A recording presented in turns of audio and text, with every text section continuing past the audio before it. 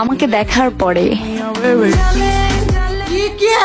বাংলার নাটকরে যেমন খাইছে কাজল আরেফিন অমি, তেমনি টিকটকরে খাইছে শামিমা আরফিন অমি। কাজল আরেফিন অমি গু বানাইলো লাখ লাখ মানুষ তার নাটক দেখে, তেমনি শামিমা আরফিন অমি টিকটকের ধনুষ্টঙ্কার রোগীদের মতো হাত পা বাঁকিয়ে কান্নাকাটি করলেও লাখ লাখ মানুষ দেখে। ঢালিউডের কুইন যেমন অপু বিশ্বাস, তেমনি টিকটকের কুইন হলো অমি, যার এক্সপ্রেশন দেখলে আমজনতা করে দেয় বমি।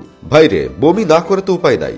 এই অমি ওরফে বমি আপা হুদাই কাঁদতেছে, হুদাই হাসতেছে, হুদাই মির্গি বেয়ারাম রোগীদের মতো ছটফট করতেছে, হুদাই কোমর আঁকাবাঁকা করে নাচতেছে। এইসব দেখেই আমজনতার বদহজম হয়ে যায়, অতঃপর বমি করে দেয়।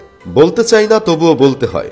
আপনারা জেনে আনন্দিত হবেন, বাংলাদেশের নাম্বার 1 টিকটক কুইন অমি আপার জন্যই এই দেশের প্রতিটা টিকটকার প্রতিবন্ধী ভাতা পায়। সঠিক বলেছেন। অমি আপায় সর্বপ্রথম বুঝিয়েছেন টিকটকাররা 8-10টা সাধারণ ছেলে মেয়েদের মতো স্বাভাবিক না, তারা আসলেই প্রতিবন্ধী। তাদের প্রতি একটু সহানুভূতিশীল হন, তাদের ছাগলামি দেখে গালি না বরং তালি দেন। অনেক বাঙালি মনে করে যারা টিকটক করে তাদের মাথার ব্রেইন নামতে নামতে নাকি নিতম্বে নেমে গেছে, কিন্তু এটা ভুল প্রমাণ করে দিয়েছে অমি আপা। অমি আপার জন্যই বাঙালিরা বুঝতে পেরেছে টিকটকারদের ব্রেইন নিতম্বে না, ব্রেইন নামক জিনিসটা ওদের মাথায় কখনোই ছিল না। আরে ভাই, ব্রেন যদি থাকতো তাহলে কি হুদাই ক্যামেরার সামনে কান্নাকাটি করতো, কিংবা কোনো কারণ ছাড়াই হুদাই হাসতো? মাঝে মধ্যে যখন টিকটক মেলা হয় তখন সাধারণ মানুষটা মনে করে তারা ভুলবশত পাবনার পাগলা গারদে চলে এসেছে, কারণ সুস্থ স্বাভাবিক মানুষ হুদাই কান্নাকাটি, হাত পা ছড়াছড়ি, সাপের মতো কোমর আঁকাবাকি করবে না। অনেকেই তো আবার টিকটকারদের দেখে চিড়িয়াখানাতে যাওয়ার স্বাদ অনুভব করে। তারা মনে করে বান্দরের থেকে টিকটকের প্রাণীগুলো বেশি আনন্দ দেয়। অমি আপাকে আমি প্রথম চিনেছিলাম অসময় টিভির এক সাংবাদিক আপার পাকস্থলী টাচিং ভিডিওর মাধ্যমে। অসময় সাংবাদিক আপা দেশের কোনো চুল মার্কা গুরুত্বপূর্ণ নিউজ না পেয়ে পার্কে বসে মশা মারছিলেন আর টিকটক ভিডিও দেখছিলেন। এমন সময় তিনি খেয়াল করলেন দূরে দাঁড়িয়ে অসহায় একটা মেয়ে ছাগলামি করছে। এ সময় সাংবাদিক আপা মেয়েটাকে দূর থেকে দেখেই বুঝে গিয়েছিলেন এটা অমি ওরফে বমি আপা। তারপর অসময় আপা বমি আপার কাছে গিয়ে এমন অভিনয় করলেন যা দেখে আমজনতার পাকস্থলী কেঁপে ওঠে, যার ফলে যারাই ওনাদের এই ভিডিও দেখেছে তাদের পাকস্থলী কাঁপাকাঁপির জন্য দুষ্টু বায়ু বের হয়ে এসেছে। আমি তো নিজেই এই ভিডিও দেখে সারাদিন বাংলার আকাশ বাতাসে বায়ু দূষণ করেছি।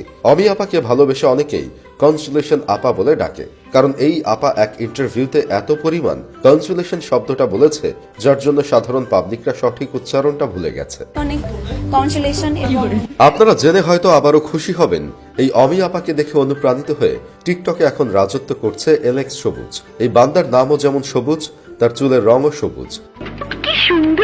অমি আপার সহযোগিতায় সে এখন নিয়মিত প্রতিবন্ধী ভাতা পায়। সে খালে বিলে ডোবা নালায় ডুব মেরে মরা বাইম মাছ ধরে আজ সে সারা দেশে ভাইরাল। ফেসবুকে ঢুকলেই এই বান্দার ছাগলামির যন্ত্রণায় থাকা যায় না। শুধু তাই না, এই ছাগল যা করে দেখিয়েছে বাংলাদেশের আর কোনো ছাগল নাকি এমনটা করতে পারে নাই। তার টিকটকের হ্যাশট্যাগের ভিউ নাকি 1000 মিলিয়ন। তাছাড়া গরিবের প্রিন্স মামুন, লো বাজেটের রাজকুমারী লাইলা, জঘন্য সাহার মাল বিডি ইমরান সবাই অমি আপাকে তাদের আইডল মনে করে। তাই তো বমি ওরফে অমি আপা তাদের ফ্যানদের উদ্দেশ্যে বলেছেন, টিকটক ইউজ করলে তোমরা সবাই একটা ভালো পজিশনে যেতে পারবা।